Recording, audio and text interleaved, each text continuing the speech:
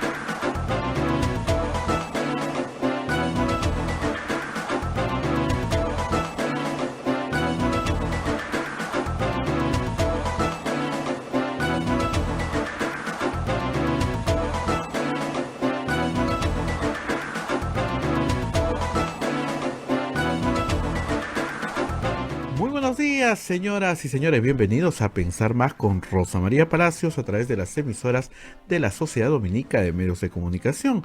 La Sociedad Dominica de Medios de Comunicación les da la bienvenida, pero antes de mencionar nuestras radios amigas, permítanme hacer una mención. La vacunación en Florida, 4 días, 3 noches, incluye traslado, 3 noches de alojamiento, traslado en un centro de vacunación, tour de compras en el Dolphin Mall, Miami, $392, en el Hotel Sheraton, Miami Airport, precios por persona en base a habitación doble, también paquetes a Cancún, Punta Cana y más. Los teléfonos para la reserva son 990-386-973, 991-699-196. Bien, ahora sí, vamos a saludar y vamos a dar la bienvenida a todas las emisoras de la Sociedad Dominica de Medios de Comunicación. En Lima está Radio Santa Rosa, en Chimbote Radio Santo Domingo, Arequipa Radio San Martín, Ucayali Radio Cepagua, La Convención Radio Quillabamba, Puerto Maldonado Radio Madre de Dios. Otra red de radios amigas se unen a esta transmisión en Huánuco, Radio Huánuco, Ayacucho, Radio La Voz de Ayacucho, Puno, Radio Pública, Ancash, Radio Moro, Huancayo, Radio Cumbre, Satipo, Radio Milenio, Abancay, Radio Estación Solar, Yurimagua, Radio Oriente, Cajamarca, Radio Los Ángeles, en Lampas, Radio San Valentín, Cerro de Pasco, Radio Activa, en Huanta, Radio Continental, AM Tagua nos ponen podcast en todo el Perú y el mundo, y además también tenemos las plataformas móviles, la página web de Radio Santa Rosa, www.radiosantarosa.com.p, el Facebook señal en vivo de Radio Santa Rosa y Radio Guiabamba, y también el YouTube de Radio Santa Rosa. O sea, estamos por varios sitios. Bien, Rosa María, hoy día 21 de mayo, terminamos viernes. Muy buenos días, ¿cómo estás? Muy buenos días, Abel, muy buenos días a todos nuestros oyentes en todo el país. Vamos primero con las menciones de los auspiciadores de este programa. Por segundo año consecutivo, la Pontificia Universidad Católica del Perú obtuvo la mejor evaluación de todo el país en el cumplimiento de los objetivos de desarrollo sostenible por el ranking Times Higher Education Impact 2021. Nuestra universidad lidera 13 de los 17 objetivos que plantea la Organización de Naciones Unidas. Y ahora los colegios dominicos. Colegio Sagrado Corazón Sofiano, 74 años al servicio de la educación en Arequipa. Formamos integralmente a la niñez y juventud desde la pedagogía de luz y verdad. El proceso de admisión para el año 2022 está abierto. Colegio Sagrado Corazón Sofiano, formamos en luz y verdad. El colegio privado bilingüe Reina de los Ángeles, situado en La Molina, Lima, tiene como meta la educación en las virtudes cristianas para construir una sociedad más humana, más fraterna y más feliz. El colegio bilingüe La Asunción, perteneciente a la Congregación de las Hermanas Dominicas de la Inmaculada Concepción, ubicado en Trujillo, La Libertad, brinda una educación a jóvenes y niños basada en las virtudes y en la espiritualidad dominica. Colegio Santa Anita brinda educación católica desde el diseño curricular Luz y Verdad. Es una gran opción a los papás que buscan para sus hijos una educación de calidad con valores. Cuenta con docentes en el manejo de los entornos virtuales de aprendizaje para el desarrollo de habilidades de los alumnos que les hagan competitivos en la sociedad. Pues bien, empezamos y terminamos la semana, obviamente muy metidos en la campaña política, Abel, pero también hay que hablar de la pandemia y hay que hablar de algunas circunstancias que están comenzando a ser muy exitosas. Veía ayer las cifras de vacunación y ya se ha vacunado en primera dosis, por lo menos, al 8% de la población.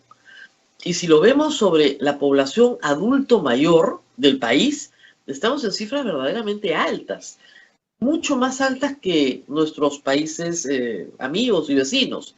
Solo nos supera Chile en este momento en compra de vacunas. El Perú ya ha asegurado de aquí a diciembre 60 millones de dosis que alcanzan para 30 millones de peruanos. Eso incluiría también a los jóvenes, por supuesto, que tendrían que entrar más adelante en el programa de vacunación. Ayer se calculaba con Open COVID que el ritmo de vacunación crece vertiginosamente. Las primeras 500.000 personas, ¿no es cierto?, fueron vacunadas en 37 días. Las últimas 500.000 personas han sido vacunadas en 7 días. Y nosotros lo explicamos desde el principio. Nuestro país tiene muchas cosas malas, pero algunas cosas muy buenas. Y una de esas cosas es su estrategia de vacunación. El Perú es un país que vacuna bien, es ejemplo de vacunación en el mundo. Viene de otras partes del mundo a ver cómo vacunamos en el Perú. Y eso ha salvado silenciosamente, por supuesto, miles de vidas de niños durante décadas y hoy está salvando la vida de millones de peruanos. Entonces, se está vacunando a 500.000 de personas en 7 días hoy, 540.000 me parece en los últimos 7 días. Pero ese ritmo, si se mantiene, implica que hacia mayo del próximo año todo el Perú está vacunado. Pero el ritmo puede mejorar mucho y llegar a vacunar 500.000 personas en un día. Todo depende de la cantidad de vacunas que lleguen y están llegando, gracias a Dios. Eso ha significado un número significativo en la reducción de personas que han fallecido en las últimas 2 semanas. También la caída en Lima es de 40% en el número de fallecidos. Entonces, tenemos que seguir apostando por la vacunación masiva, por la compra masiva de vacunas para el próximo año también. Hay que comprar, sobre todo los que han recibido la vacuna Pfizer, necesitan una dosis extra el próximo año. Hay que volver a comprar un paquete de vacunas para el próximo año. Aunque eso no se hable en este momento. Recuerden ustedes la sorpresa en enero, cuando descubrimos que el gobierno saliente, Martín Vizcarra, no había concretado ningún contrato con nadie. Y en ese momento el Perú, en enero, en concreto, no tenía ninguna vacuna. En enero. Estamos en mayo. Recuerden ustedes la amarga discusión con la CONFIEP y otros gremios empresariales que insistían en que el Estado peruano era absolutamente incapaz de vacunar. Cuán profundamente equivocados estaban. Y cuando personas como yo y otras que conocen el trabajo del Ministerio de Salud en esa materia decían, no, el Perú sabe vacunar muy bien, ya lo ha hecho antes, todos los insultos que recibimos. Seguramente te vas a vacunar dentro de, no sé, pues 3 años, te vas a morir. La cantidad de insultos. Cuando el presidente Sagasti salió a decir que no se podían vacunar primero los trabajadores y después los ancianos por un tema de priorización de la población vulnerable, cuando salió a explicar que las compañías farmacéuticas solo contrataban por el momento con estados y no con particulares, ¿ustedes se acuerdan todos los insultos en la primera vuelta? Hasta terrorista le dijeron a Sagasti. Y así, silenciosamente, hoy día la cifra es 8% del total de la población vacunada. Es poco, por supuesto, hay que llegar al 70% para realmente tener a raya la enfermedad sin que ésta desaparezca. Hasta que finalmente en 1 o 2 años ya aparezca una cura, que es lo que parece estar en camino en el mundo de la ciencia.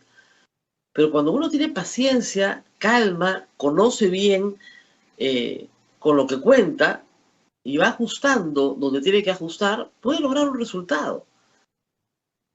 Lamentablemente, el presidente Sagasti se va el 28 de julio y yo espero, han dicho que tal vez los mayores de 55 puedan empezar a vacunarse en julio. Así Abel y yo podemos tener una oportunidad, y miles como Abel y yo. Pero lo que es cierto es que la vacunación está en marcha, está bien, va bien.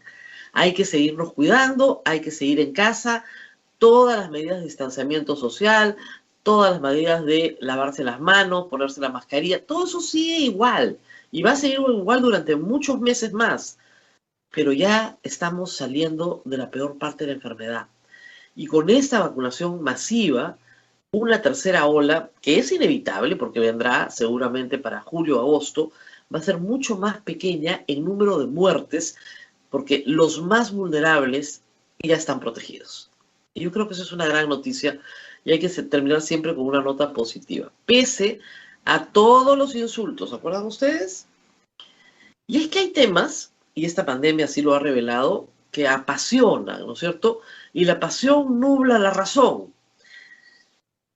En estos últimos días, todos hemos sido testigos de un estado de crispación en la política que hacía tiempo no veíamos.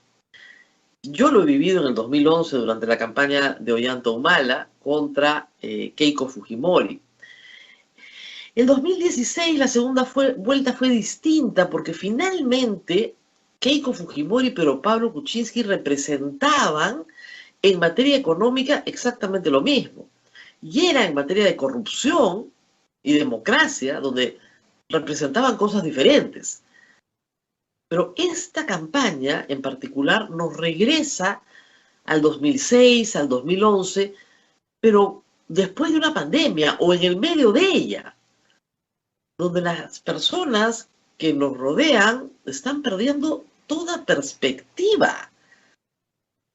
Anoche, te cuento, Abel, así como tú tienes que leer en Facebook todos los insultos que recibimos, yo normalmente no entro a Facebook, pero tengo una cuenta que sí tiene muchos seguidores, 350,000 seguidores. Ayer lancé un programa con un grupo de gente muy joven, muy competente técnicamente, un programa que es la segunda parte de un curso que hicimos para la primera vuelta. Es un curso de ciencia política. No te enseña a votar por este o aquel, es un curso de ciencia política, lo que llamaríamos en derecho teoría del Estado o, si quieren, corrientes políticas contemporáneas, para que usted tenga más información, para que su opinión sea una opinión educada, ¿no? Nada más. En Twitter, donde sí tengo más de 3 millones de seguidores, ya los tengo a raya, los trolls, entonces más o menos bloqueas y ya está. Lo de Facebook es increíble. Yo pensaba que Twitter era una red tóxica. Es impresionante el nivel de insulto, diatriba. ¿Quién quiere estar ahí? De verdad, es gente muy, muy infeliz, muy infeliz, que está sufriendo mucho, supongo, y no tiene contra qué o contra quién vertir su rabia, entonces vomita las cosas más espantosas, ¿no? Pero podría ser un accidente, ¿verdad? Sin embargo, comparando notas con muchas otras personas, la sensación es la misma, ¿no? Esa tía tan querida que te mandaba novenas a la Virgen, ¿no es cierto? Y fotos de sus nietos, ahorita dispara con una ametralladora desde su cuenta de Facebook diciendo malditos comunistas, ¿no? O esa amiga que te mandaba recetas de cocina o tips para ordenar tu closet, ahora es profe Castillo, derrotemos a la corrupción de Noa Keiko. ¿Qué les pasó? ¿En qué momento se volvieron fanáticos? O sea, ¿cuál fue el problema? Y creo que es la pandemia.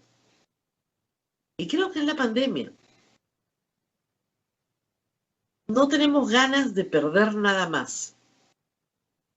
Hemos perdido amigos, hemos perdido negocios, hemos perdido familia, hemos perdido el tiempo, hemos perdido oportunidades, hemos perdido la posibilidad de estar juntos, que para muchos, para mí también, ha sido un drama.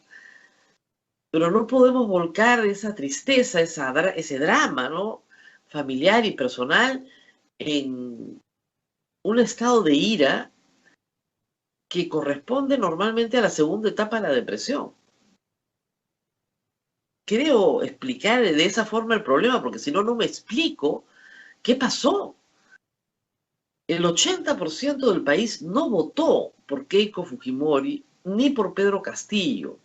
Por lo tanto, yo entiendo que, digamos, puede haber un 20% o menos de adhesiones y de esas, pues, un 5%, pues, que sean fanáticas, ¿no?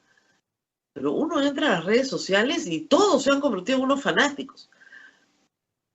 Y uno dice, no, hay que salir de las redes sociales. Pero la mayoría de los peruanos tienen un celular hoy y tienen esta aplicación que se llama WhatsApp para comunicarte con tus familiares, amigos, con tu centro de trabajo, con tus colegas, en fin.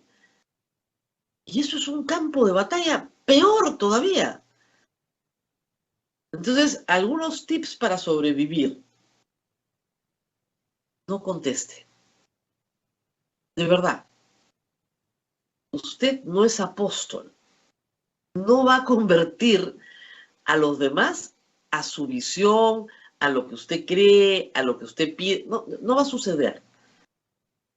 O sea, entre fanáticos no se predica. No, no vale la pena. Va a perder su tiempo y va a perder a su amigo, a su colega, a su pariente. No vale la pena, de verdad. El 6 de junio, ¿no es cierto?, van todos a votar y la semana siguiente harán el duelo y después volverán a hacer los mismos. Pero si usted dijo barbaridades durante la campaña, pues de repente le va a costar mucho más restablecer esa amistad, restablecer ese vínculo de parentesco que era tan querido y tan cordial. No entre a buscar bronca, ¿no? Mejor es darle golpes a una pelota que estar buscando bronca en las redes sociales o en las cadenas familiares de WhatsApp. Cálmese. Todos hemos perdido algo en los últimos 18 meses. De muchas maneras. Pero ir a buscar bronca, a crisparse, no vale la pena. Yo tengo la práctica, igual que Abel, bloqueamos a todas las personas. Porque muchas y muy seguido insultan de las peores maneras. Hay de todo, ¿no? Hay los que adivinan el pensamiento. Tú seguro vas a... Segundo consejo. El voto es secreto. Fíjese usted qué maravilla. ¿Y dónde está eso en la Constitución del Perú? ¿Por qué el voto es secreto? ¿Por qué? ¿Por qué tenemos ese derecho? Fíjese usted, ¿eh? Derecho. Porque justamente lo que quiere la democracia es que usted sea libre de votar, que usted no le tenga que rendir cuenta a nadie de su voto, absolutamente a nadie.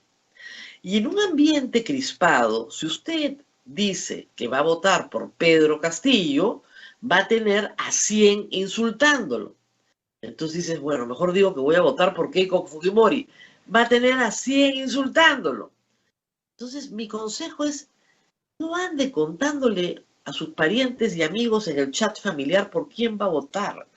Porque la mitad van a estar descontentos de todas maneras en un ambiente polarizado. El voto es secreto para que usted pueda ir libremente a votar y no se sienta conminado, maltratado, insultado por ejercer su derecho. Por supuesto, si usted dice que va a votar nulo, también lo van a insultar. Lo van a insultar peor, tibio, maldito. Entonces, de verdad, usted lo único que tiene que decir es, la Constitución me garantiza el secreto de mi voto. Miren ustedes, y frente a eso no hay nada más que decir.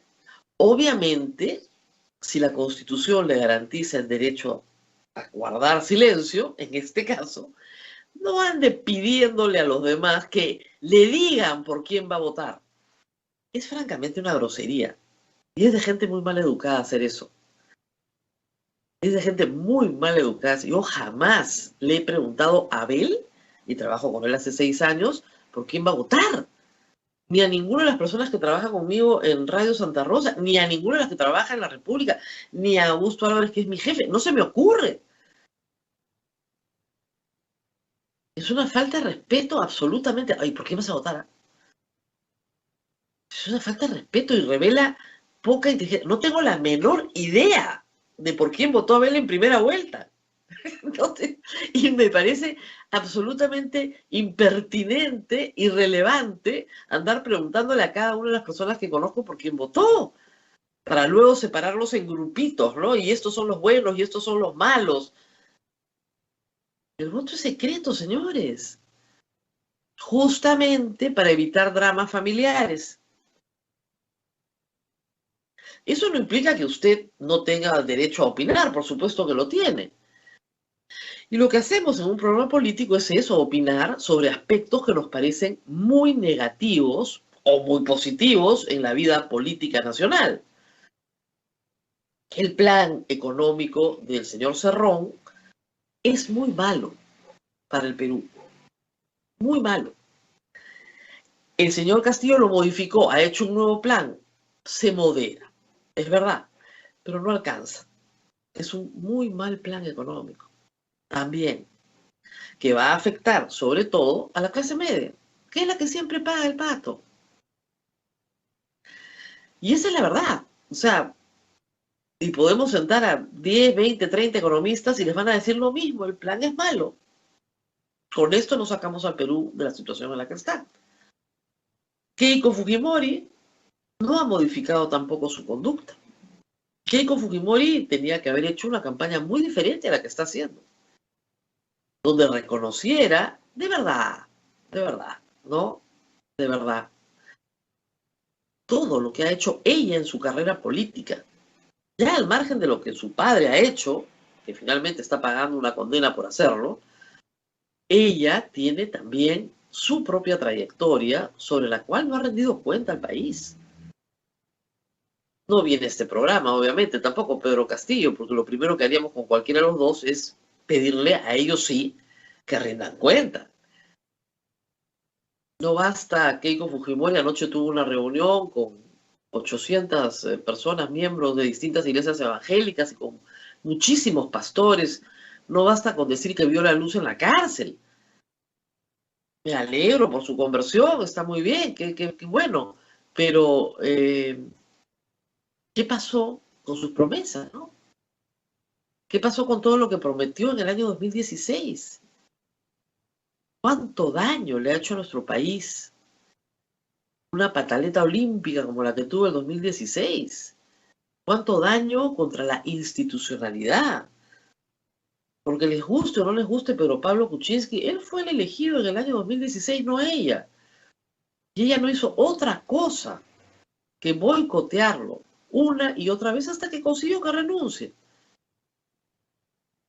Y la conducta de la bancada de Keiko Fujimori cuando se ha tratado de reformar la Constitución para mejorar la política peruana, ¿cuál fue? La mezquindad absoluta. El no a todo, el no por el no. La protección a los cuellos blancos, descarada. ¿Hemos tenido una Keiko Fujimori arrepentida? Cuando su bancada sigue protegiendo a los cuellos blancos en el Congreso.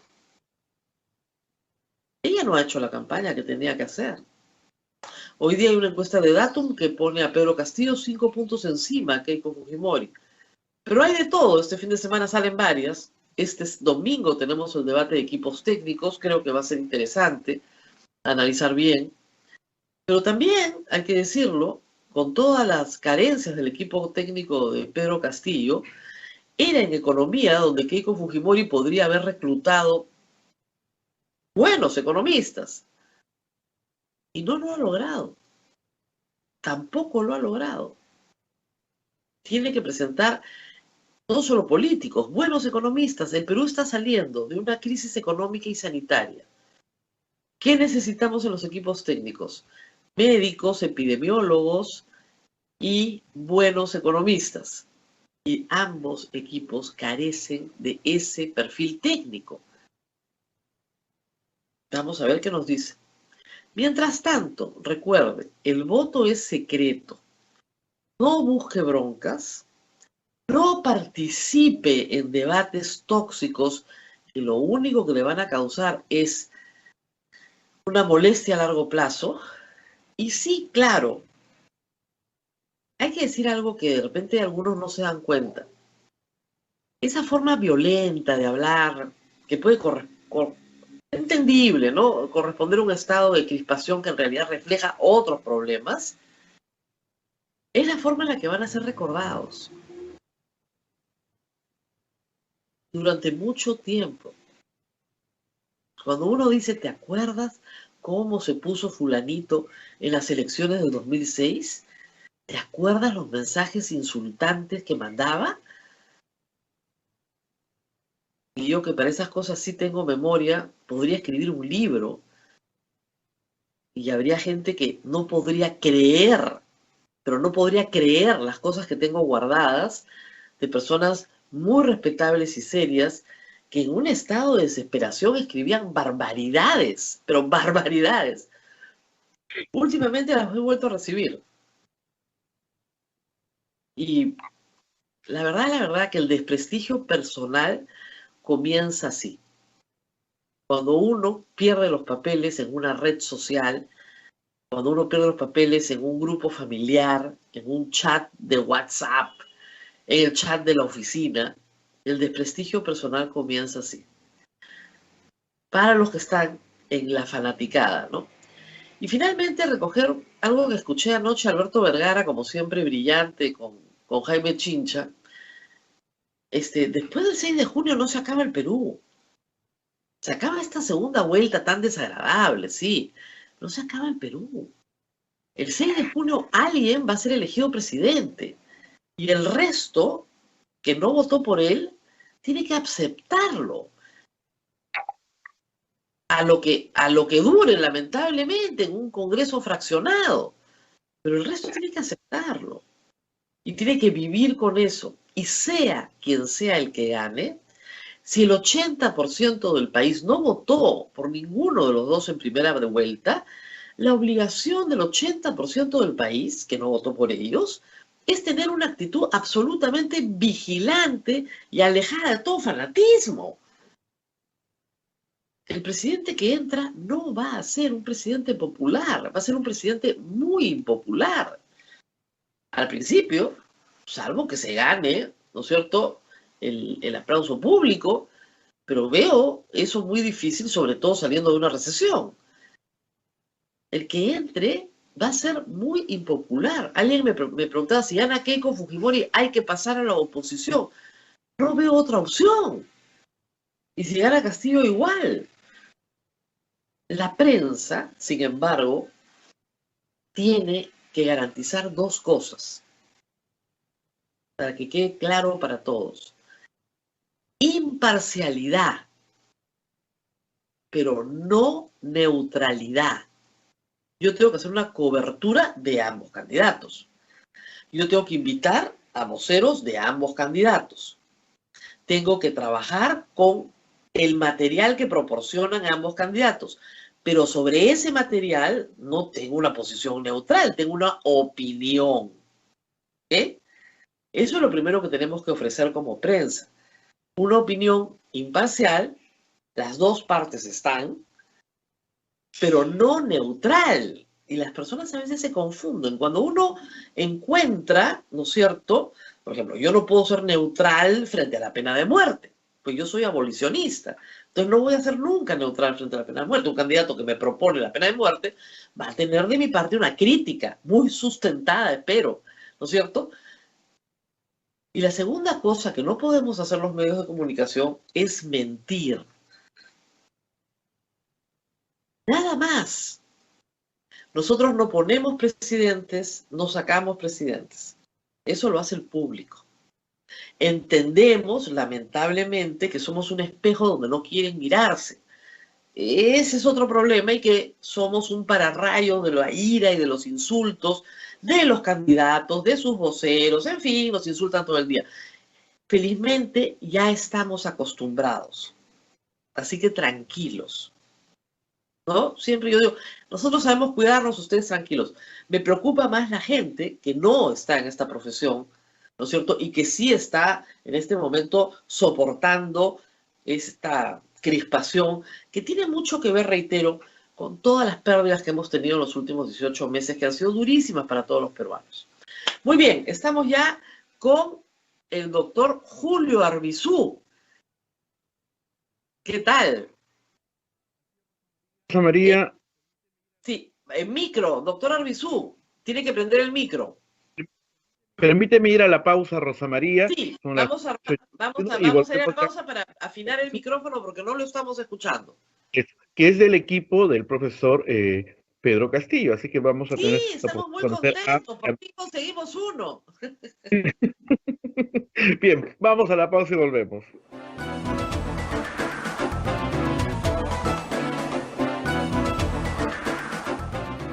Sodomco, Sociedad Dominica de Medios de Comunicación.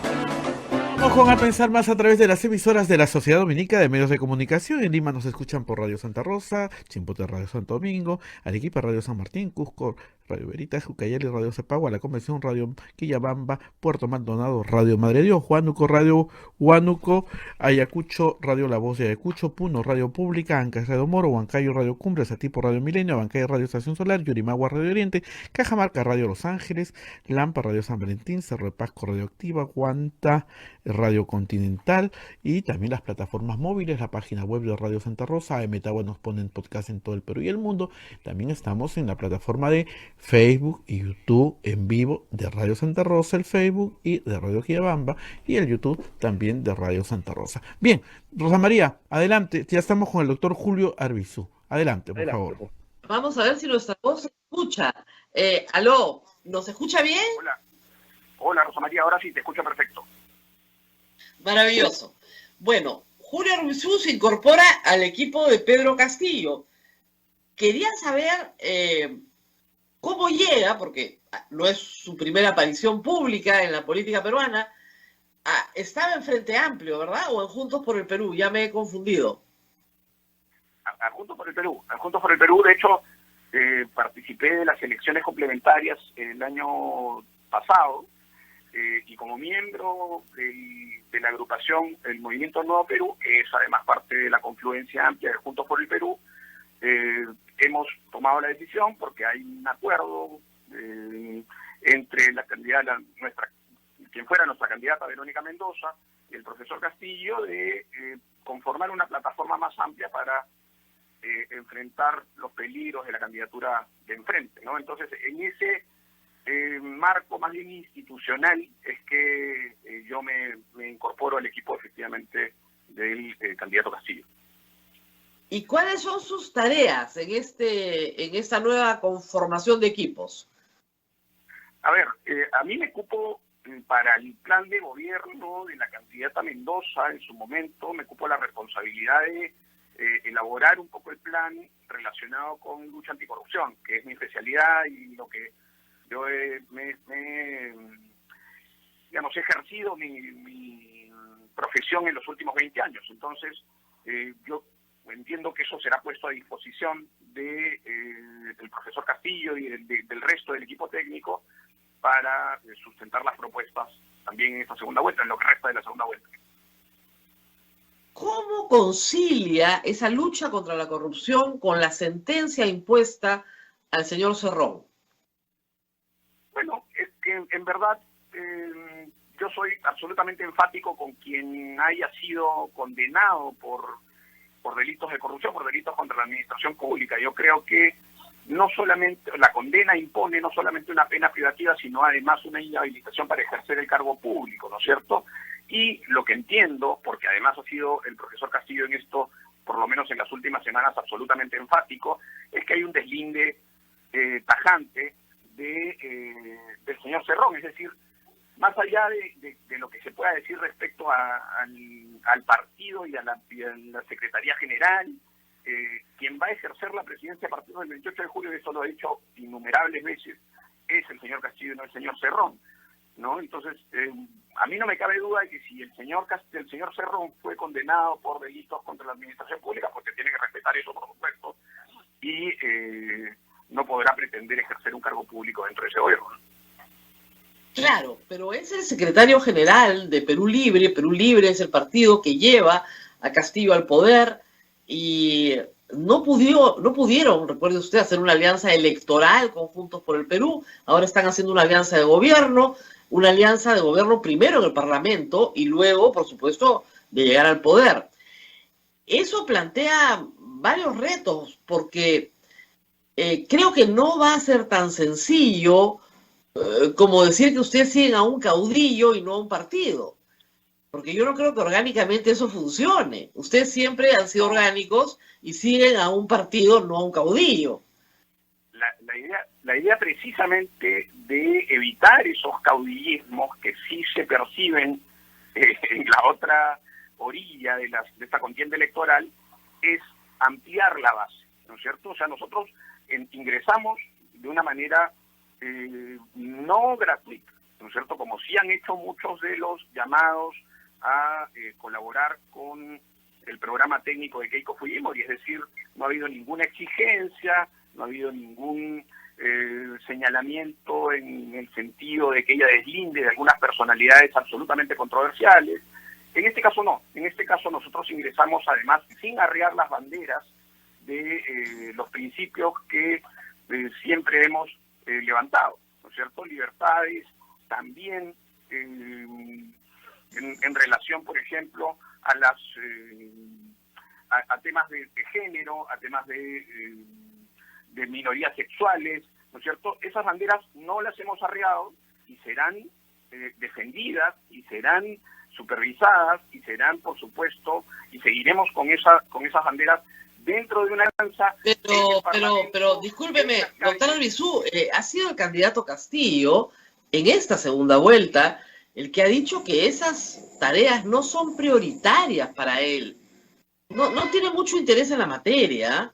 Y el señor Bermejo, sé que lo dijo antes, pero el señor Bermejo tuvo una expresión un poquito más dura, ¿no? No son probablemente esos derechos los que le preocupen a Perú Libre y en particular al señor Castillo. Yo te aseguro, Mávila, que en ese entendido, ¿no es cierto? Por eso te hablo de no arriar ninguna de las banderas. Porque no lo hemos hecho, no lo vamos a hacer y no lo haríamos. Con Mávila te estabas peleando anoche. Yo soy Rosa María. Me acabas de decir Mávila. Perdón. Ojo que no me peleé. No, a lo que voy es difícil con un candidato que dice que no es prioritario cuando han habido dos agrupaciones políticas, solo dos, que han tenido estos temas como ejes, que son el Partido Morado y Juntos por el Perú. El resto de los partidos al contrario, y algunos muy al contrario. Particularmente Keiko Fujimori, por ejemplo, coincide en eso con Castillo, justamente lo que los hace iguales. Por eso yo digo, ganó la primera vuelta, ganaron las posiciones conservadoras. En ese mismo sentido, Rosa María, ¿se te ocurre a ti, por ejemplo, que las personas que apoyasen o que hubiesen manifestado su apoyo a la señora Fujimori tuvieran realmente el interés que tiene legítimamente? No, pero ahora lamentablemente no estoy entrevistando a alguien del grupo de Fujimori, ¿no? Estoy entrevistándolos a ustedes. Entonces, como dicen, los pecados de los otros no te hacen santo. Entonces, el problema es este. Leyes que eran importantes, por ejemplo, como una ley de identidad de género, que eran importantes. Absolutamente. No, simplemente están fuera de la agenda. No hay una palabra de eso en el nuevo programa del señor Castillo, ni una palabra. Porque una cosa es respetar al prójimo, ya bueno, ya lo mínimo, ¿no? Todos somos humanos, ¿no? Si me dice que no me va a respetar, pues ya sería el colmo. Y otra cosa es la promoción de los derechos de las minorías. Y yo no veo ahí un compromiso y tal vez sí a la larga un choque, ¿no?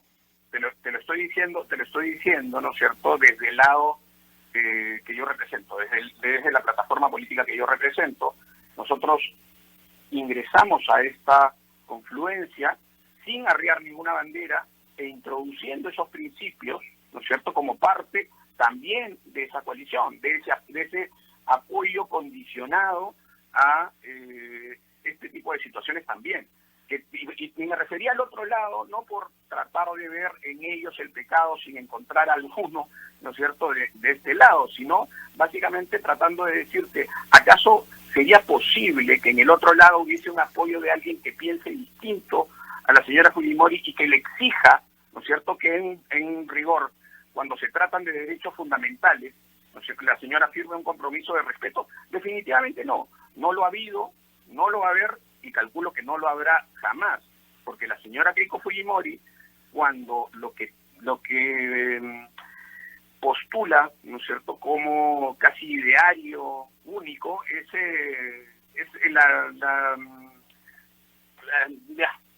tratar de explicar, ¿no?, el gobierno del padre como un gobierno democrático, cuando no lo fue.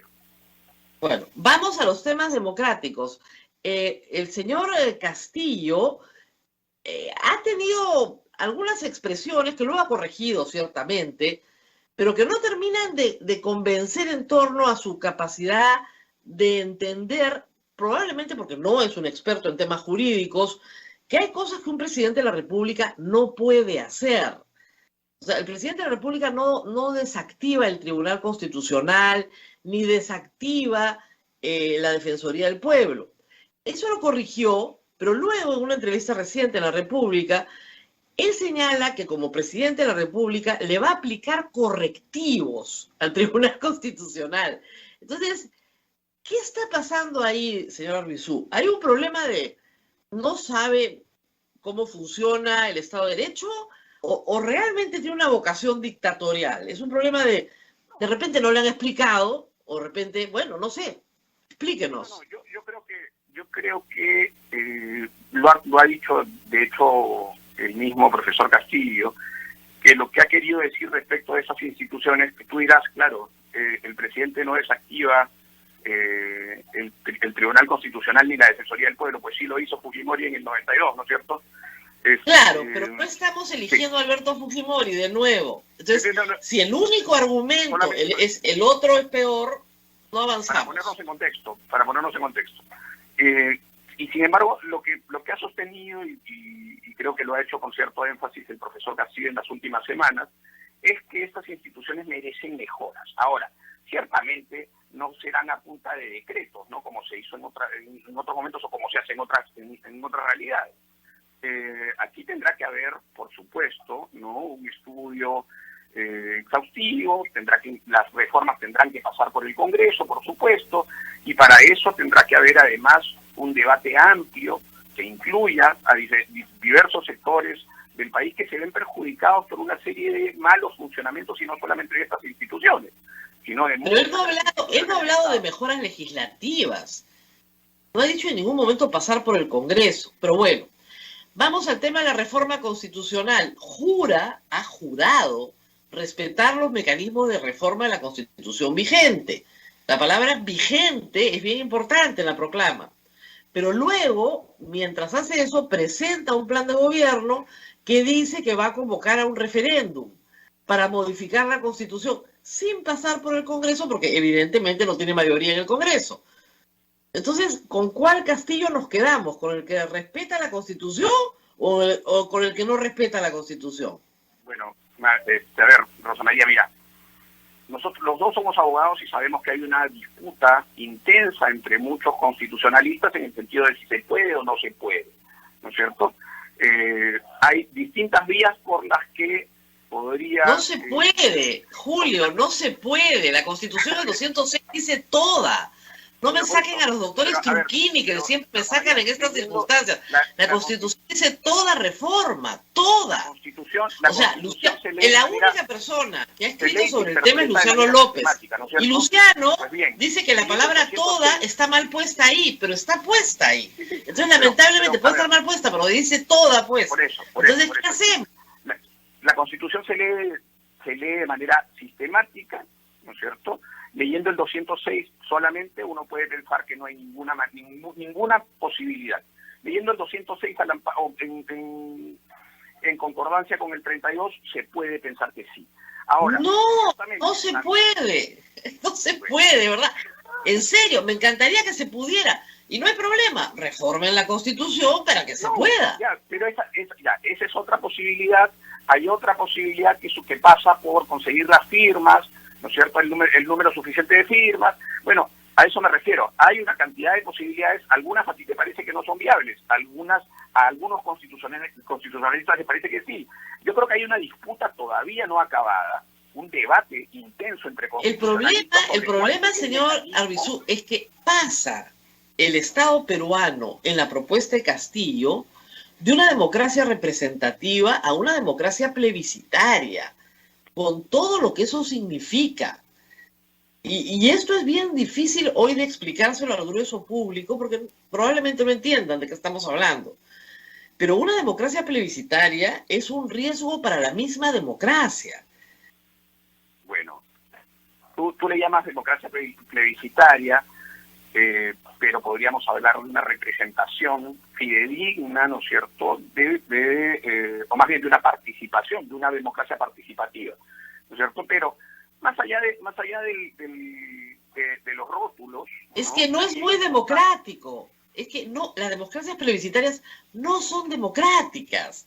Y la carta, digamos, la fortaleza de la candidatura de Pedro Castillo, es que él es más democrático que Keiko Fujimori. ¿Qué más democrático que en una situación como la que tú has descrito en tu análisis de coyuntura, ¿no es cierto?, en una situación gravísima de crisis sanitaria, producida además por una serie de medidas tomadas al amparo de una política que ha devenido caduca, ¿no es cierto?, pero que además está provocando que mucha de la gente que es consultada en las calles respecto a si acaso esta Constitución lo satisface y este modelo por el que ha optado la Constitución lo satisface, dicen que no. O sea, ¿es o no democrático pretender, ¿no?, conferirle a la gente la posibilidad de... Pero doctor, de acuerdo que en un referéndum, me parece muy bien el referéndum, es una institución válida. Pero doctor, si usted le dice a la población sistemáticamente que la educación no es un derecho garantizado por la Constitución, obviamente yo voy a decir, sí, pues no me gusta la Constitución. Pero resulta que eso es mentira, que la educación sí está en la Constitución, como muchas otras cosas. Entonces, el problema es el siguiente. El problema es que no se van a incorporar más derechos o mejoras. Normalmente, estos cambios constitucionales en manos de un aspirante a quedarse en el poder, como ha sucedido en América Latina, estamos hablando de Correa, de Morales, muy bien, lo que buscan es la modificación de la permanencia en el poder de quien está dirigiendo la operación. No es democrático el cambio constitucional en esas circunstancias. De hecho, a ver, ese no es el caso. Se ha conversado hasta el cansancio con el profesor Castillo sobre ese punto en particular. Se le ha confrontado desde la prensa también. Cuando tú dices, por ejemplo, a mí me parece bastante difícil de entender cuando tú dices que hay una orientación para que la gente piense que no hay o que no existe el derecho a la educación en la Constitución, que la Constitución no garantiza el derecho a la educación. ¿En verdad tú crees que hay una orientación real? O sea, la orientación es del otro lado, en verdad. La orientación le leo el programa, acá lo tengo. El programa del señor Castillo dice que no tenemos derecho a la educación y la educación. ¿No es cierto? De quienes lo dice. En presentar esa Verónica decía lo mismo, ¿ah?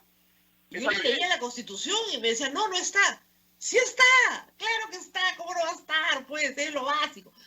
Yo no tengo la culpa que no la hayan leído, pero está. Entonces, si uno le dice al político, oiga, sí está, ¿qué es lo que usted quiere cambiar de verdad?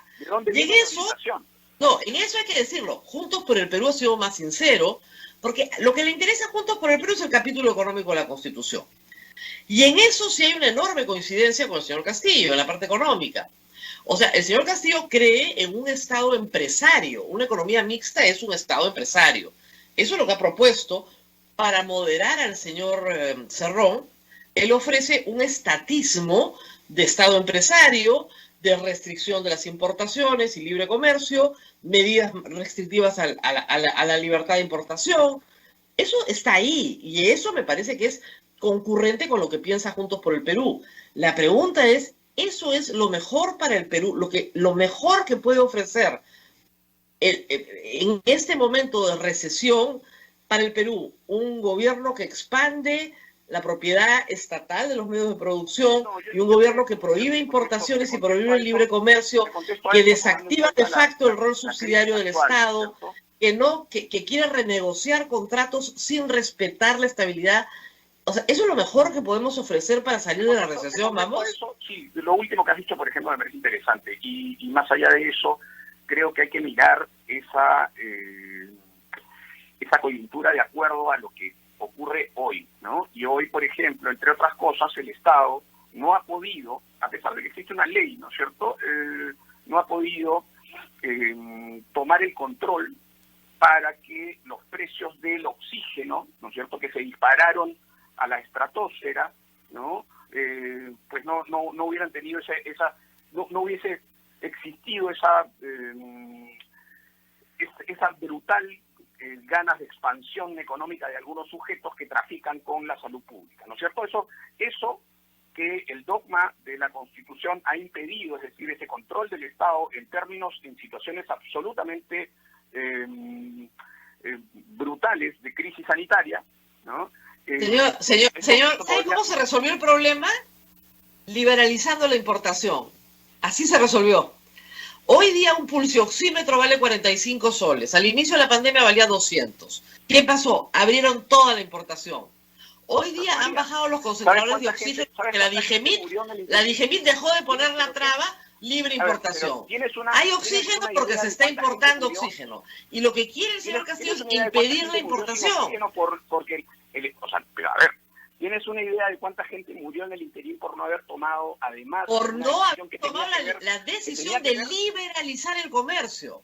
No, justamente por el sesgo estatista de Vizcarra. Claro que sí. La ley permitía y la ley permite en este tipo de situaciones excepcionales, ¿no es cierto? Por eso, por un sesgo estatista. Lo que nos ha matado durante la pandemia fue el sesgo estatista de Ceballos y Zamora, que todo lo que quería hacer el Estado no podía hacerlo. Tú liberalizas el comercio e inmediatamente inundas y bajan los precios. Obvio, es lo que te estoy diciendo es lo siguiente. O sea, hubo la posibilidad de que el Estado tome decisiones firmes para... No las tomó, estamos completamente de acuerdo, pero la falta de firmeza en decisiones de liberalización de comercio para medicamentos, productos medicinales, etcétera, es lo que ha causado este daño. Justamente la falta de libertad, no más Estado. La falta de libertad. El Estado no puede tomar decisiones empresariales, el Estado ni siquiera empresariales, decisiones de control sobre la situación, sobre una absolutamente de acuerdo. No le discuto el punto. Está expresado en la Constitución, que viene además de los 90, en los que se decidieron una serie de situaciones regionales desde afuera, ¿no es cierto? Pero señora Bisú, ¿cómo se resolvió el problema? El problema se resuelve con la libertad, el problema se resuelve desde la libertad, quitando los controles del Digemit, bajando los controles. ¿Cuál ha sido la traba? Digemit, es decir, el Estado.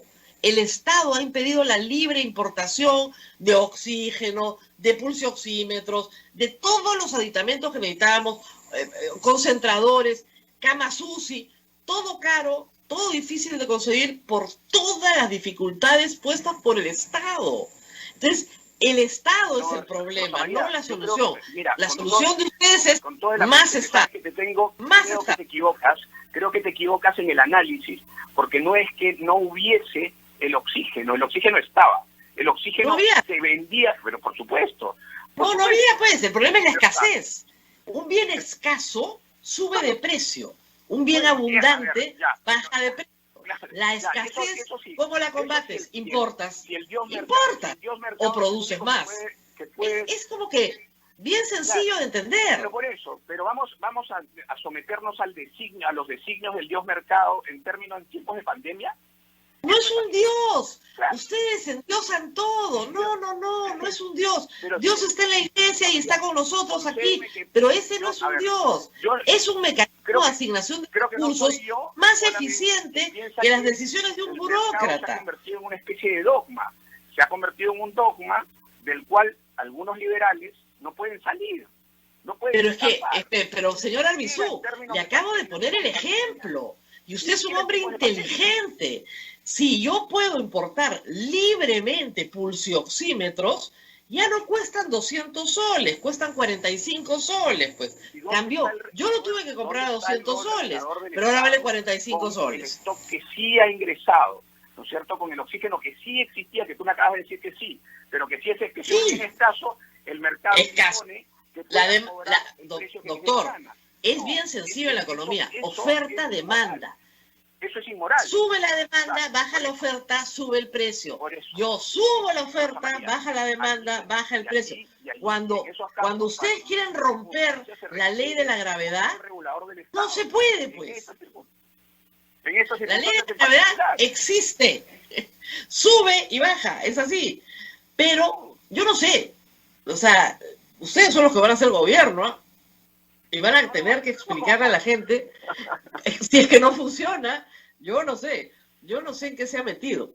Pues bien, democracia y economía, y el problema sigue siendo el económico. No es un tema de Dios mercado, es un tema de asignación correcta de recursos. ¿Ustedes creen realmente que el plan de Castillo puede traer prosperidad a la mayoría de los peruanos? ¿De verdad lo creen? A ver, Rosa María, yo te digo una cosa. Muchos líderes de opinión o periodistas que han hecho análisis sobre el plan de Perú Libre aluden a un plan primigenio, anterior, previo a la pandemia. Hablemos del segundo. Que en verdad, sí, estas medidas que se están construyendo, que están incorporándose, que están debatiéndose, y que serán puestas, digamos, en el ejercicio del gobierno, si es que el profesor Castillo gana las elecciones y gobierna desde el 28 de julio, me parece que sí. Te digo algo que me parece fundamental y sobre lo cual no podremos estar en desacuerdo. La gente hoy sí tiene la sensación de que hay una ausencia absoluta del Estado en determinadas situaciones, en determinada provisión de derechos para los ciudadanos y ciudadanas, y nosotros estamos en condiciones de sostener que esa situación se ha generado en gran medida también por ese modelo al que hacía alusión, ¿no es cierto? Ese modelo que ha fracasado, porque no hay otra manera de decirlo en el sentido de lo que tenemos hoy. Perdóneme, en eso sí no estoy de acuerdo con usted. Un sistema económico que saca de la pobreza, que convierte una clase media de 19% de la población en el 2004 a 45% de la población en el 2016, no ha fracasado. Es un exitazo. O sea, eso no fracasó. O sea, ustedes tienen un problema ideológico. Claro. Un problema ideológico con la libertad. Pero el sistema no ha fracasado. Lo que ha fracasado es la provisión de servicios públicos. ¿Estamos de acuerdo? Educación, salud, etcétera. Pero el sistema, cuando te saca de la pobreza, no fracasa. Los defensores del mercado no son precisamente la realidad, ¿no?, contundente que nos golpea la cara en esta pandemia, ¿no? Con las formas precarísimas que tiene el Estado para hacer frente a una crisis sanitaria como esta. Mire, si el Estado no hubiera tenido los ahorros macroeconómicos que tenía el año pasado, no había ningún bono, cero bono. O sea, gracias a esos ahorros y a esa disciplina que vamos a perder, que ya no tenemos porque nos comimos los ahorros, no hay con qué afrontar el futuro. Eso es lo más difícil de todo. Y eso hay que explicárselo a la gente. O sea, el ahorro nos lo comimos. Y vamos a entrar a un sistema estatista cuando el estatismo que ha impedido la libre, digamos, la libre adquisición de insumos en esta pandemia ha sido uno de los problemas más graves. Pero en lo que usted tiene razón es que en la provisión del servicio, el Estado es un pésimo gestor. Estamos completamente de acuerdo, es un pésimo gestor en la provisión del servicio de salud, de la provisión del servicio de educación. La diferencia es que usted quiere que como el Estado es un pésimo gestor, hay que darle más obligaciones, muchas más. Es que claro, yo quiero hacer hincapié en esto último que dice, ¿no? Que es interesante. Efectivamente, en los últimos 30 años, además del déficit en gasto público, del déficit en infraestructura, del déficit incluso en regulación desde el Estado, ¿no? En situaciones como esta, por ejemplo, además de eso, ha habido 30 años de absoluta corrupción, de absoluta distorsión de los fines del Estado para el aseguramiento de la garantía de derechos fundamentales para ciudadanos y ciudadanas de este país. Bueno, ese cambio no lo garantiza el fujimorismo. Y estamos nosotros, que conocemos el Estado, que hemos peleado durante 20 años o más contra esas formas de hacer política, ¿no? Que tienen como base, como premisa la corrupción, estamos allí precisamente para garantizar con todo lo que tenemos y con todo lo que podemos saber que eso no ocurra. Hacer más eficiente el Estado no pasa por quitarle atribuciones o restarle atribuciones o pensar que no es posible que el Estado cumpla con su rol, sino hacerlo más eficiente también tiene que ver con reducir los espacios para que la corrupción se presente, por hacer políticas. Tiene toda la razón, absoluta la razón. Pero hay un pequeñito, chiquitito problema. Se llama Gobierno Regional de Junín, donde por corrupción su presidente fue sentenciado. No investigado, sentenciado. Es el único que tiene una condena efectiva. Yo te digo, yo no asesoré al Gobierno Regional de Junín. Por eso, pues. Entonces, una cosa es, y te lo dije al inicio cuando me preguntaste, como hacen toda la prensa y lo hace bien, y está bien que lo haga, ¿no es cierto?, entre la relación del profesor Castillo y su eventual gobierno y el señor Cerrón. Y no lo he dicho yo solamente, lo ha dicho el propio candidato Castillo, ¿no es cierto? Quien va a gobernar no es el señor Cerrón.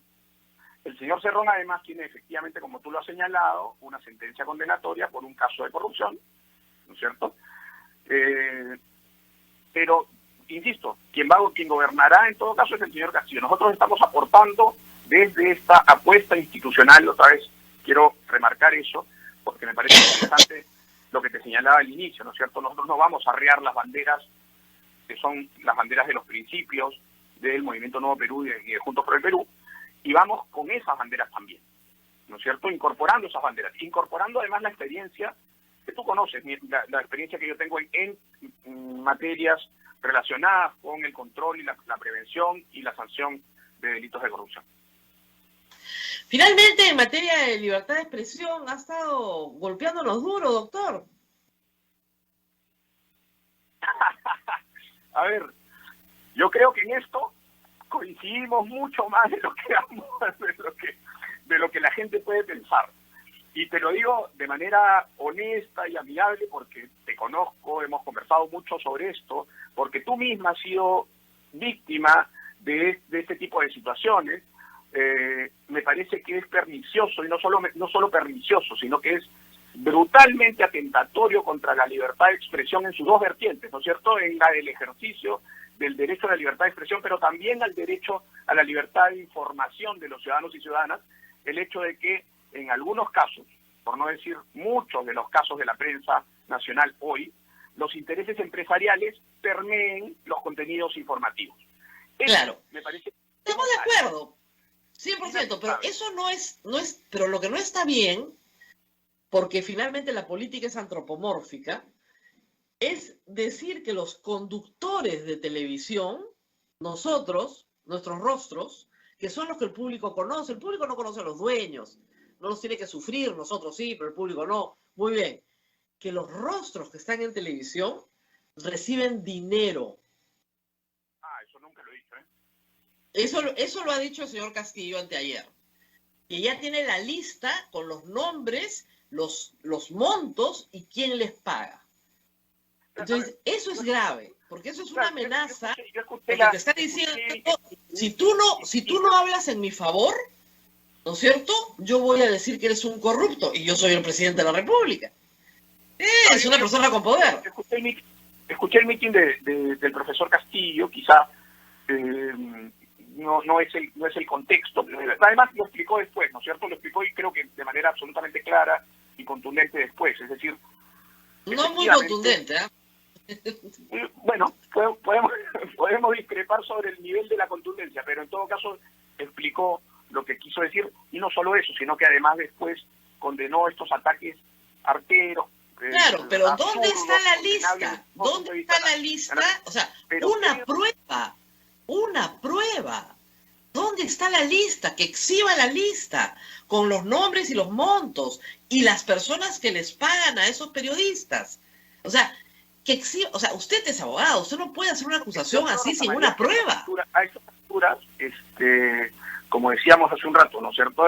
Claro, el gran problema de la prensa que sí es que su objetivo es buscar la verdad, ¿no es cierto? Buscar la verdad e informar a la población, porque esa es la única manera de empoderar a la ciudadanía, ¿no es cierto? Lo decía un liberal como Amartya Sen, ¿no es cierto? O sea, la democracia pasa por empoderarse en derechos, ¿no? Pero para eso necesitas una prensa que te informe de manera correcta y veraz, ¿no? Y eso no está ocurriendo. No, es que discúlpeme, para los políticos en general, todos, nunca vamos a informar de una manera correcta, porque somos absolutamente incómodos y tenemos que serlo.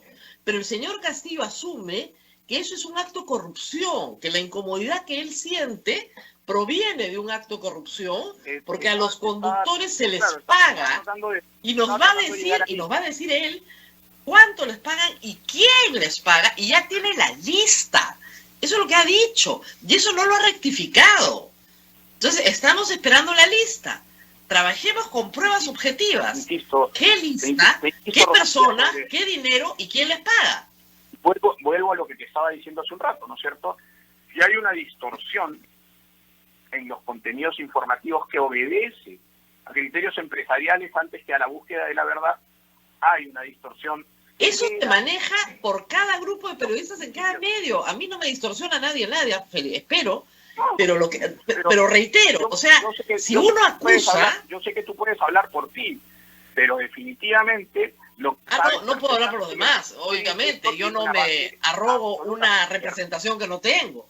Pero sí me parece crítico para la libertad de expresión como derecho constitucional que a una persona se le amenace en una categoría conductor de televisión, en una categoría en la que se incluya a un universo de personas y se les acuse de tener una conducta ilícita sin una prueba, siendo él el candidato a la presidencia de la República que el día anterior había juramentado respetar la libertad de expresión. Esas declaraciones que te digo las escuché en su momento, además en directo, pueden ser... Pero Julio, ¿qué tan difícil es salir y decir, perdón, me equivoqué? De hechos ilícitos, ¿no? Claro, pero ahora... Ha dicho que se solidariza con la pobre chica que le han pegado, le han tirado una patada, pero ha debido decir, me equivoqué, me dieron una información equivocada, no tengo ninguna lista, no conozco a nadie que haya recibido plata y no sé quién les ha pagado. Sí debería haber un compromiso, por ejemplo, entre las asociaciones que supervisan... No me está entendiendo la pregunta. Igual como le exigimos a Keiko Fujimori que se disculpe por las barbaridades que ha hecho contra la prensa, que las ha hecho y muchas, inclusive con leyes, le estamos diciendo al señor Castillo que tiene que agarrar el micrófono y pedir perdón, porque no hay ninguna lista con nombres que él pueda probar que han recibido dinero y no sabe de quiénes. En eso mintió. Y tiene que reconocer que ha mentido si quiere el respeto de los demás, porque no podemos partir de una amenaza de ese calibre y que no, que lo han sacado de contexto. Imagínese usted, por un instante, que Keiko Fujimori hubiera dicho esa barbaridad. Bueno, a ver, Rosa María, no es, o sea, convengamos que Keiko Fujimori no ha dicho nada respecto de lo que pasó con la señora Clara Elvira Ospina, no ha dicho nada. No. Me refiero textualmente a lo que dijo el señor Castillo, que dio una lista de conductores de televisión, de rostros de televisión. Y Keiko Fujimori hubiera dicho eso. Usted estaría poniendo habeas corpus de mi brazo. Por eso, no me puedes decir que no pasa del otro lado, porque pasa, y no solamente pasa con contundencia hoy, sino que ha pasado también que la señora... Pero entonces, si el señor Castillo quiere ganar las elecciones, y parece que quiere ganarlas, ¿por qué no pide perdón? ¿Quiere ganar las elecciones? Que deje de ser una amenaza para la libertad de expresión. Yo creo, sinceramente, Rosa María, te lo digo además desde una posición que tú conoces en mí de absoluto respeto a la libertad de expresión. Yo puedo ser muy crítico, que lo soy, con esta distorsión de la que hablo y que creo que tú coincides conmigo, ocurre en muchos medios de comunicación hoy, ¿no? Que tiene que ver además, lamentablemente, pues hay periodistas que tienen que conservar su trabajo, ¿no es cierto? Porque es terrible que alguien te diga, no, pero si están incómodos, pues que se vayan, ¿no? Es terrible, porque... Pero mira, yo me he ido varias veces, sí, montones. Entonces, en este trabajo tienes que irte. O sea, eso es lo que pasa, que a veces no se entiende bien. Este es un trabajo que te tienes que ir. Hay otras personas que se lo piensan más, pues porque tienen otro tipo de responsabilidades también, ¿no es cierto? Otro tipo de... Entonces, es complejo. Más responsabilidad que yo no hay nadie, ¿eh? Sin juegos. Pero en todo caso, ¿no es cierto? Lo que te quería decir es, creo que más allá de esa crítica, que puede ser muy ácida, muy frontal, el respeto a la libertad de expresión ha sido una de mis banderas siempre. Y creo que hay que exigirle al candidato Castillo, como se le ha exigido hasta hoy, ¿no es cierto?, una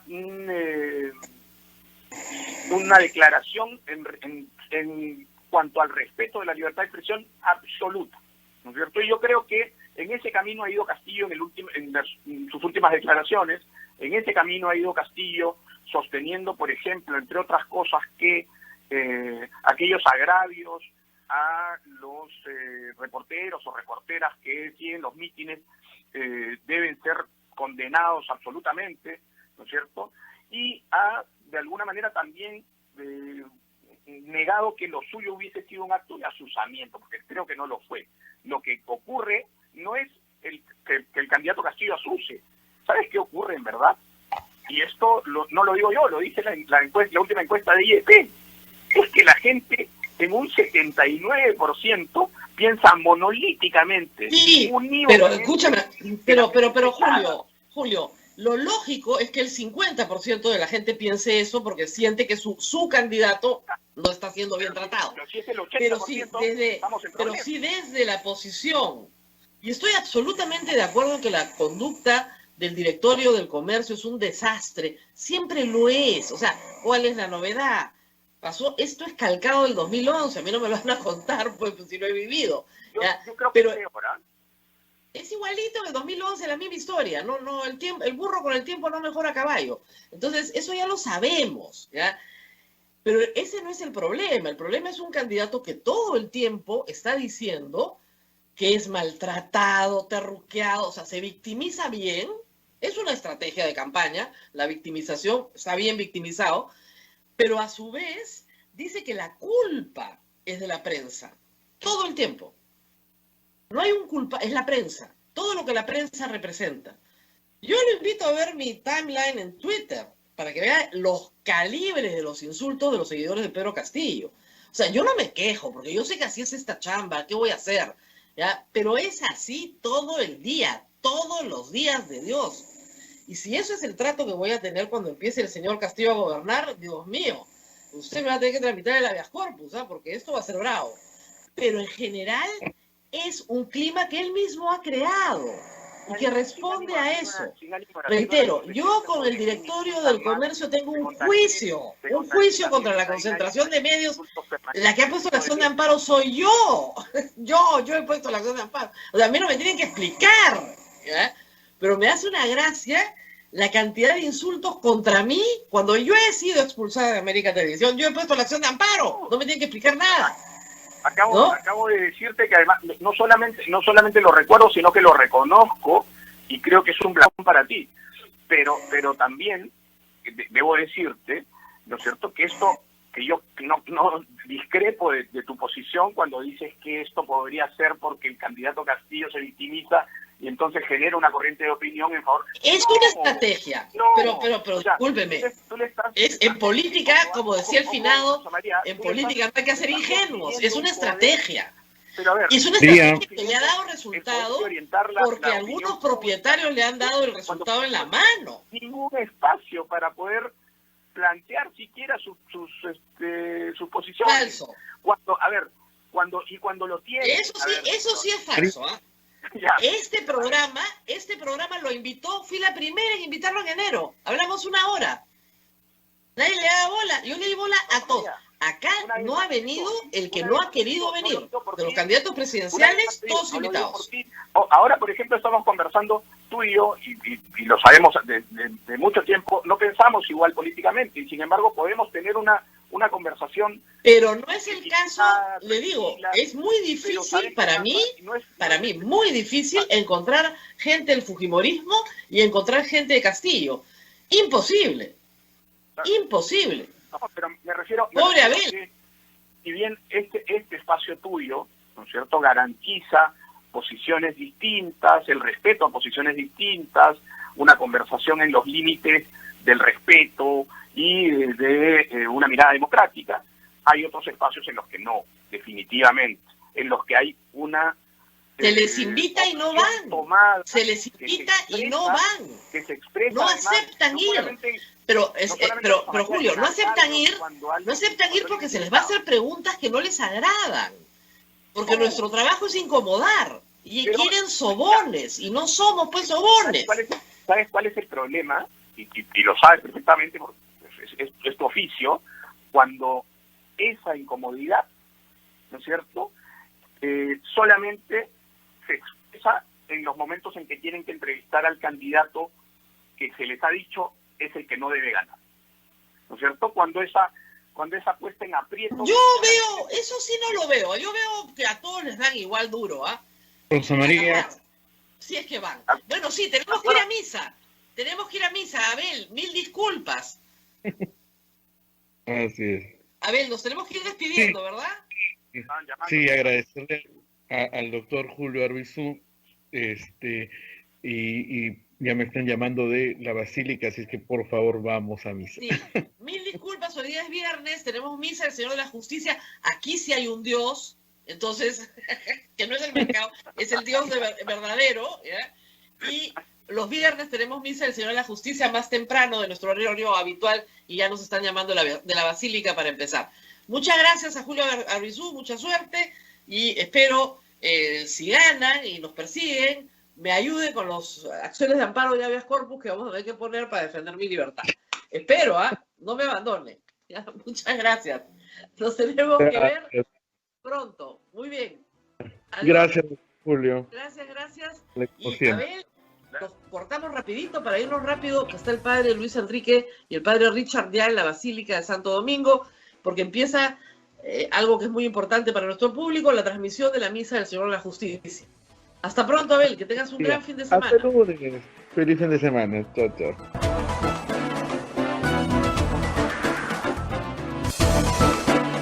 Hasta aquí, A Pensar Más con Rosa María Palacios. Este programa fue producido por la Sociedad Dominica de Medios de Comunicación, Sodomco.